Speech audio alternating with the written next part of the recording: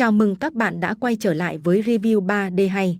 Ở cuối tập trước, sau khi trải qua một trận đại chiến, đại gia trưởng tinh thần suy yếu, lúc này Bạch Hạc Hoài chính là người chữa cho ông, nhưng cô ta định dùng di hồn đại pháp để chữa trị. Thấy thế đại gia trưởng liền ngăn cản ngay lập tức và nói rằng ta nghĩ nên chờ thêm một ngày. Sau đó, cô ta đi ra ngoài hành lang, tới chỗ rẽ nhún vai nói, ánh trăng hôm nay đẹp quá.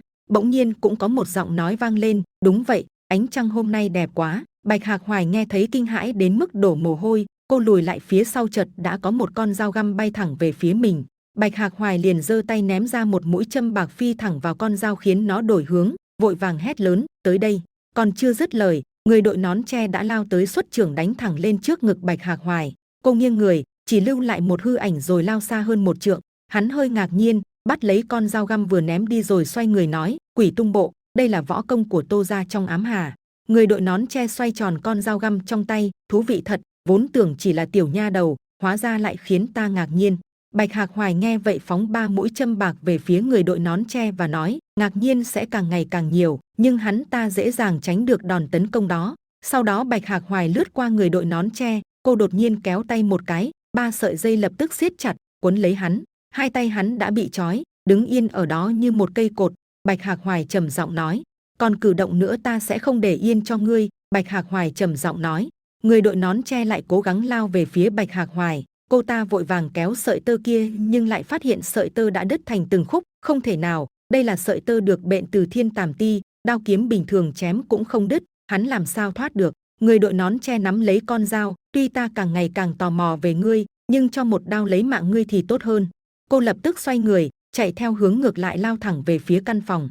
Người đội nón tre thấy thế lao lên nóc nhà, chuẩn bị giáng một đòn xuống, như thế này là thú vị nhất. Bạch Hạc Hoài lúc này dùng toàn lực tung người nhảy về phía trước, lộn nhào vài cái, nhưng người đội nón tre đã đứng trước mặt cô, hắn chậm rãi giơ vũ khí trong tay lên, bỗng nhiên rầm một tiếng, cái nón tre của người này đột nhiên chia thành hai nửa, để lộ gương mặt hắn. Là ngươi? Bạch Hạc Hoài ngạc nhiên vô cùng.